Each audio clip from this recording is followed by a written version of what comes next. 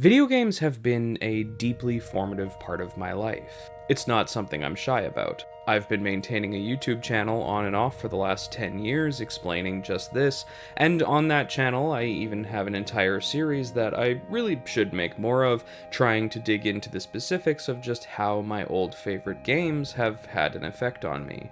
I'm constantly trying to find out how I form these connections between emotional appeal, mechanical engagement, or even just reminding me of better times, posting up in the basement of my childhood home, trying to absorb every detail I possibly could of whatever game I had gotten my hands on that weekend.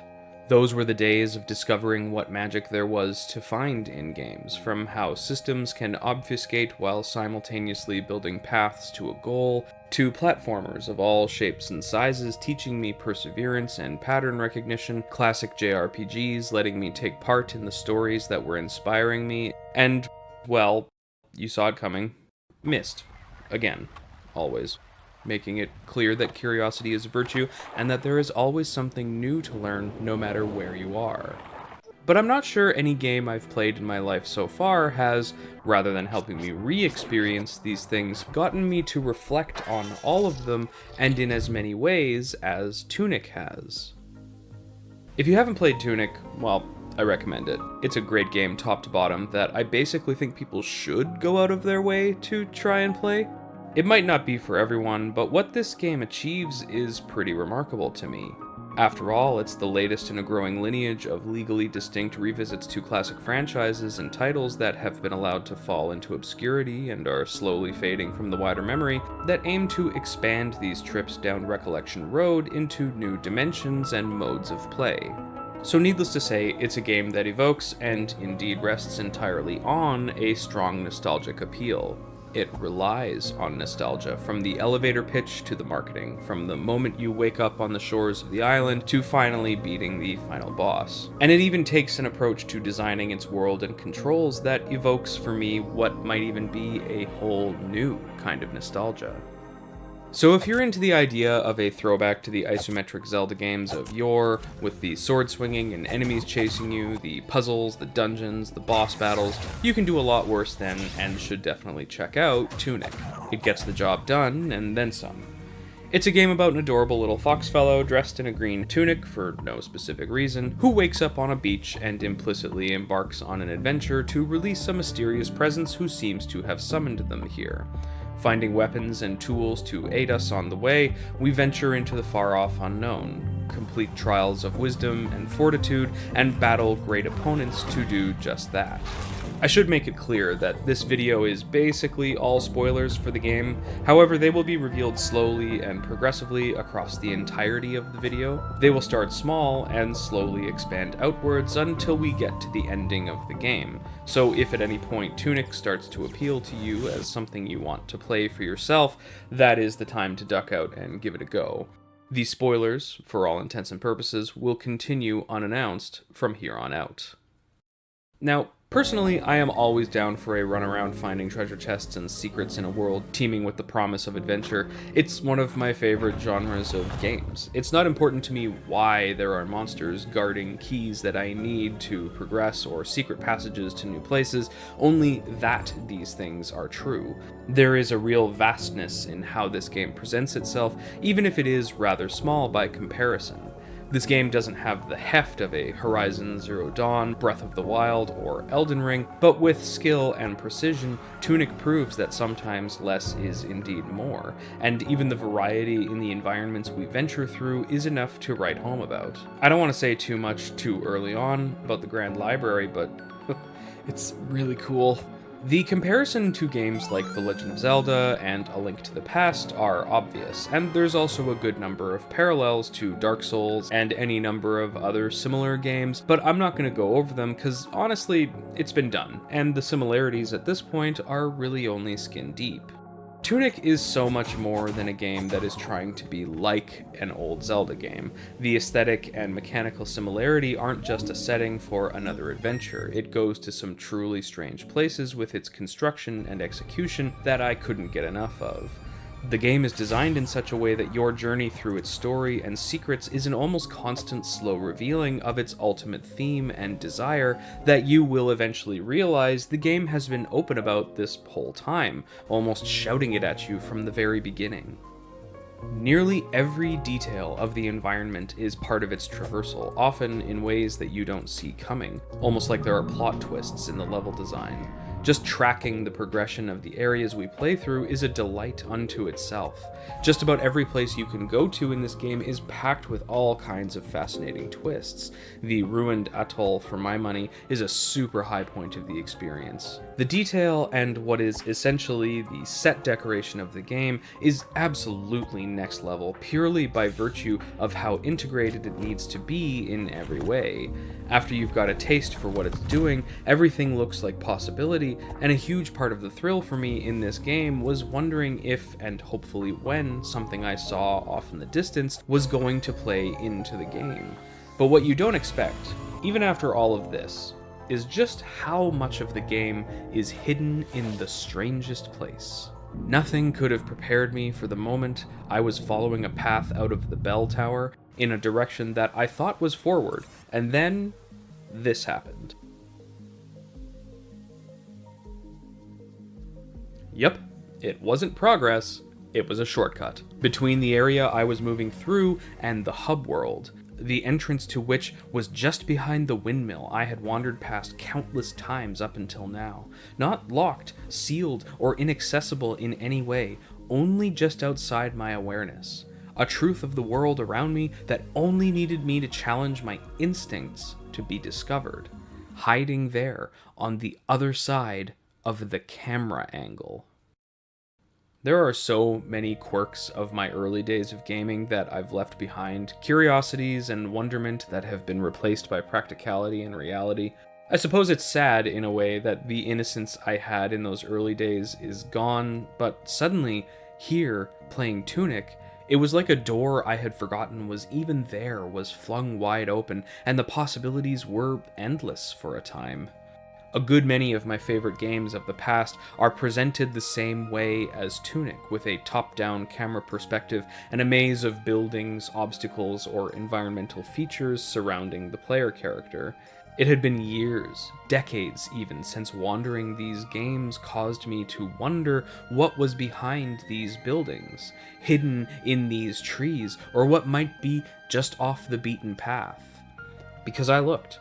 Oh, how I looked, hoping to find something, anything, from a hidden dungeon to a secret weapon to a new character to meet, or just some hint that someone out there was also wondering what could be hidden in these places. As an adult, I look at these elements on the screen and now see limitations and boundaries. The path is the way forward, and these four escapes are meant to look nice in the background, not like they are supposed to be hiding anything material to gameplay like my young mind thought they should. In retrospect, it's a clever limitation of game space that I grew accustomed to. I can't go behind these houses because there's nothing there. Sometimes fascinating intricacy reveals itself. Exploring around this cliff, I might find a nice collectible to make the journey a little easier, but that's it. Exploring all of these nooks and crannies of a place makes sense in the real world, but in the game space, it's just more space that needs programming and details put into place. It's a wild feeling to see the world open up before you, not in the context of cinematically drawing your focus to something that has changed, or literally adding to the space before you, but just by showing you something you hadn't understood before, with nothing changing on the screen. It's kind of staggering how much is hidden behind the idea of, well, being hidden behind stuff in this game. Tunic has embraced this idea and has done so thoroughly that I felt like a kid in a candy store, running from place to place, finding all the things there were to find in all of the places I had written off out of instinct up until now. Instinct is a word that kept reverberating in my mind while playing the whole of this game. Apart from it being a set of behaviors and understandings specific to the game you are playing that become inherent in the way you play by the time you've reached the end, it's also important to think of your instincts as they relate to the start of a new adventure, developing an understanding of this game that comes to you out of the conventions of design or context from your past, the other games that you have played at that point. In this case, I've played Zelda games just like this before. The visual cues of the game and the marketing have made it clear that I will know how to move around the space I'm offered. I know how to use my weapon to defend myself. There is an action button that is used to interact with points of interest in the world, and new tools will come along and change the dimensions of play in ways that I will learn about as I go. And this kind of learned instinct is a really good starting point for the game of Tunic. It will get you pretty far enough at least for you to begin to reckon with one of the larger aspects of this game that I haven't mentioned yet. From early on in the game, the player will start collecting pages of a video game user's manual or instruction booklet, the kind of thing that used to come packaged with basically every game you bought back in the day. Video game literacy and conventions of design have come a long way since then, and I'm sure it's strange for some people to think of a time when video games didn't have tutorials built right into them, that you had to either read up on the process in the materials provided or press on and learn by doing. But this game doesn't really teach you anything explicitly. It relies almost entirely on previous experience on the part of the player. This might be a detriment to newcomers, but for many people playing Tunic, myself included, revving up the engine of this game will be a pretty smooth experience, even free of any input from the game. It's only once you start finding the pertinent pages of the instruction manual that you will find any kind of explanation on the finer points of controlling this game. How iframes work, how to upgrade your character stats, and even more helpful resources such as area maps and hints. There is so much to learn about this game in this resource that it gives you, in all of the same ways these booklets guided players back in the day. Even if the great majority of the text in the book is in a strange alphabet that obscures much of what you are reading, the same text we will find spread across the game world, there is enough plain text and illustration throughout the booklet to make it absolutely invaluable to the wider experience, helping to shine a light on what else is hidden inside this game. After a few hours of playing Tunic, it is likely you will have found a page of the instruction book that suggests to you something that, speaking from my own experience here, may not have occurred to you to have tried. While standing before these large, intimidating pillars, pressing what the booklet calls the A button and holding it down for 3 seconds, the fox will take a moment to kneel down in prayer, and then...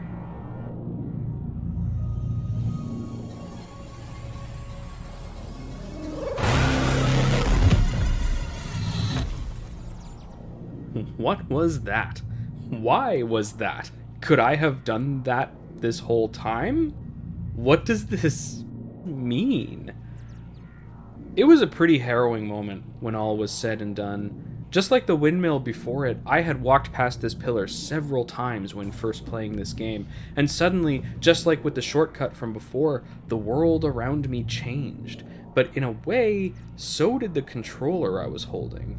The thing that puts me into the game. It probably seems like a lot to compare this moment to something like the first time I ever played a video game, but that's what the pray action in Tunic did. It's not just something you can only do at these big scary objects, you can do it anywhere, and it's used in a good many places for various things in this game. Discovering it in the way that you do, essentially being told that this function, which is important to playing the game, was always there, just outside of your understanding of the way of things, outside of your instinct, sent me all the way back to when I was in preschool, visiting a friend's house and playing Super Mario Bros. For the very first time, frustrated and confused that pressing up on the D-pad wasn't how you jump in the game. After some time in which this friend spent gleefully watching as I couldn't figure out how the heck to move up and over the dang thing that was killing my character over and over again, he finally explained to me that I had to press the A button, and that's when it clicked. Now, keep in mind, I was roughly 5 years old when this took place, and truly, I don't even really remember if my friend let me suffer as long as I feel like he might have, but reflecting on this moment, there was a lot more going on than I was aware of being as young as I was, and more than I think I've realized until thinking back on it now. It was the first time I was experiencing a video game, and thus the first time I was experiencing versatility in game mechanics. I had instinctively tried to move up and over my opponents, which frankly was the correct assumption. The only flaw was in placing those two movements into the same distinction. Both walking and jumping in this game move your character around the environment, but do so in different ways, following different rules. You are fighting gravity as much as any Goomba or Koopa in this game. As such, jumping isn't just movement, it is an expression of adaptation to limitations, something that is given its own consideration in the way we need to initiate it, expanding the breadth of the controls that connect us to the game. And that fun little tangent is what discovering the prey mechanic brought to mind for me. The expanding of the controls of the game became the difference between just looking back at the moment games entered my life and actually being sent there in a way, almost experiencing it again in spite of how far away I am from it 29 years later. Now, obviously, prayer might not be as ubiquitous a mechanical interaction as something like jumping has become over the years, and so the significance of this revelation is less life-changing than my first experience with Mario, but leaving something important to this game, just out of reach of conventional gameplay conditioning, creating that feeling that you don't fully know what this thing you are holding in your hands is capable of, turned the controls of this game into something to be explored. An idea that I haven't experienced since I can't remember how long, and I think that is so cool. There is so much to be mystified by in this game, and if you follow this channel at all, you should know how much I love a game that doesn't shy away from that kind of thing. The longer you play, the weirder it gets, and I was, and frankly still am, here for it. This very much was a game that was made for my tastes. The conceit of building a Souls-like Zelda clone that could function as one of those things perfectly fine on its own, and then packing it full to bursting with mysteries to uncover in every corner of its construction, makes this probably the most made-for-me game I've played since, well, Inscription. Which isn't a long wait, I know, but I mean, it's just a pretty good time for games right now. Tunic is so effective just on its own for me. The world it offers and the story it implies are the kind of thing I'm always on the lookout for, but never know how to fully describe on any given day. It was never long in my playing of this game before I would happen upon another very obvious puzzle or curiosity staring me down with tantalizing fervor that I couldn't decode for the life of me until I had been well and truly deep into this game. I love the idea of using golden coins at wishing wells to get stronger in certain ways, but the instruction manual, when translated, refers to giving coins at the well as giving them to the wish eater, and then later on states and wonders, those who wish can be formidable indeed, but to whom are you giving payment? Exiting your game can lead you to discover that there is a mysterious new save file that has been inexplicably added to your save data, and loading this file will take you to a secret area of the game that can only be accessed in this way. Why is the shopkeeper a giant skeleton that I definitely thought was a boss my first time playing? Don't even get me started on the fact that there are handwritten notes and doodles in the instruction booklet, the implication of which No, I promised myself I'd keep this video short. These are the kinds of things that this game gets up to every step of the way, and it just speaks to me. And all of this is to say nothing of the story that permeates this game, both quietly and explicitly. I say what the story implies because I'll admit a whole bunch of the specifics of what is going on here were lost on me. I have read some of the translations of what was going on in places like the Grand Library and the text of the instruction booklet, and yeah, the implications of what I'm getting out of them seem like exactly the kind of thing I would normally dive into on this channel, but just letting the visuals speak for themselves, ushered along by my own fly-by-night interpretation, didn't diminish how affecting this game can be, how heavy it weighed on me by the end, how frightening it really is when you uncover what is waiting for you, waiting to shatter what you know and confirm those doubts and fears on the edges of your mind that you've wondered about or maybe ignored until now. One of the last big secret things that I'm going to talk about in this video is a tool in the game called the Holy Cross.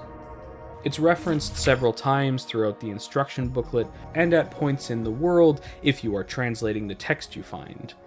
The game likes to be vague. So much of the way it is constructed leaves space for other players to revel in filling in for themselves, but one thing is clear: the Holy Cross is important and highly sought after by the villains as much by us. It's played up like a big epic game changer, the weapon that will help us break through the final barriers into victory. But we will learn in time, it's not like the other tools and resources in the game that you find in the equipment menu. Its purpose and location is elusive, and it isn't until you learn what it is for that you learn where it is. It's right here, on your controller, waiting to be discovered in your explorations. I played on a PS4 controller. Periodically, you will come across some odd-looking doors in this game. They are here and there, seemingly nowhere specific. There is always some kind of symmetrical pattern on them, but there is no indication of how they open, and they don't respond to your presence in any visible way. It isn't until the scattered manual comes together enough to reveal to you that these patterns can be traced, followed in the mind's eye, and entered into the D-pad to reveal even more of this game to you. Once again, this game reveals itself to be something beyond what it is at first glance, so much more even than I think you can expect at the outset. At this point, the game of Tunic changes fundamentally, and I wasn't just impressed when this happened, I was excruciatingly excited. What began as an adorable swords and sorcery adventure through a beautiful new place became a close and intricate mystery, digging into secrets that felt forbidden or even taboo in how devilishly they are hidden from us. Suddenly, the true breadth of this game's deeper reality starts to unravel in front of you. Paths to be traced in corners of the world long forgotten in the hours since their curious entry into our awareness, wayward spirits needing guidance back home, glittering treasures of all sorts, and most of all, mind-bending puzzles hiding in just about any place you can picture in this game. There is so much to find when this revelation drops on you. Not all of it is super obvious, I had to look up a bunch of it, but in the end, the journey this game can send you on, if only you notice the path in front of you, is one that will stick with me, probably forever. Like I've already said, Tunic can, and probably does for a lot of people, function perfectly fine as a game about a fox with a sword wandering around a magical world ready to do battle with big bad guys. I think it is a good game in that respect. I probably would have been just fine playing it and walking away thinking back on it periodically as that pretty good Zelda clone I played back in good old 2022. But with every little turn this game takes, it took me further and further down the path it laid out before me. And if there is a theme in this game, it is paths and pathfinding. Starting in one place and winding up somewhere completely different, even if it's just in a metaphorical sense. From the mazes hiding treasures and secrets, the puzzles solved on the Holy Cross, finding your way through the instruction manual as it comes together piece by piece, and even the intricate and fascinating paths through the level laid out before us, this game is always taking us places. It's not subtle about this messaging. The game is having us follow a path, either under our feet as we walk or found along the way already mapped out for us in the world and environments We just need to notice it. The final true ending puzzle of the game is even called The Golden Path, an utterly staggering journey through the instruction booklet, a scavenger hunt through the world around you, and even an exploration of the framework of the game itself, gathering everything before you into one grand purpose. It revolves around the power of the Holy Cross and truly turns it into the big epic game changer that it was promised to be, taking you to new heights, opening doors that don't even look like doors, revealing not more trials by combat, but understanding. A map now complete. I had to wonder where it was that these paths were taking me. What journey was I on? It's possible that the story has an explanation for this, that there is lore and knowledge to acquire in this regard, but I could not, cannot, simply will not ever let go of the image of our final adversary, when handed the completed gamebook revealed to be us, or someone like us, but at the other end of a twisting, winding path, the same destination that it was always going to be, changed by the way that it was arrived at. And that's all it needs to be for me. And I should have seen this coming. From the very beginning, Tunic is a game that deliberately borrows from the adventures I went on as a child, and ties them to images and gameplay seemingly lifted directly from the games that have challenged and engaged me as I've grown older. It specifically highlights the well-worn instincts and understandings that follow me every step of the way at this point in my life, while embracing the innocence that was wrapped around me in the beginning, functionally becoming a meeting of what we are and what we were. I am not the gamer I was when I was a child, and I've kind of forgotten that. And I don't want to dig too far into the implications of future self, the current self, in my reading of the game posing as an obstacle to achievement or enjoyment. You can take or leave that if you wish. How the true ending of the game might frame the conclusion as old and traditional is better, but I couldn't help but watch this little scene unfold and be overcome with thoughts of how this game created a scenario wherein I didn't just remember better times as a youngin' first playing video games, but reconnected me with them. It invoked that sense of wonder I forgot I had ever had. It brought me back to a place where I had to figure out just what this controller in my hands was for. To a time when I couldn't read the instruction booklets that came with the games I played, and I could only wonder what was hidden in the pages that I was nonetheless obsessed with poring over and taking anything I possibly could away with me into the game, bringing all of this into the world I know today. It didn't try to tell me which was better, old or new. It cleared the space between them and brought it all together for me. If this channel is any indication, I love to look back at the stuff that I have enjoyed throughout my life to this point, to see how they've changed over the years. Sometimes these changes come from the world around us, reflecting stories we love in a new way. But Tunic, this brand new game from 2022, became a perfect reminder that it is me, or us, that has changed. Even if something is familiar to our sensibilities and instincts, we might know our way around a thing or two, that doesn't mean there isn't something new to find there. Some new way to see the things we return to after time away. Tunic isn't a game that speaks to you directly. Much of what there is to find here comes to you through however far you are willing to go to read it literally. To me, it is an intricate and detailed painting that shows us not only those connections we form with the things we love, but how those connections change, and that we might have forgotten what they meant all the way back in the beginning. Tunic goes beyond just encouraging reflection on how I or anyone else got to where they are now. It tries to paint the whole picture, the way I used to engage with these things I love, how I do now, and the path that leads from one to the other.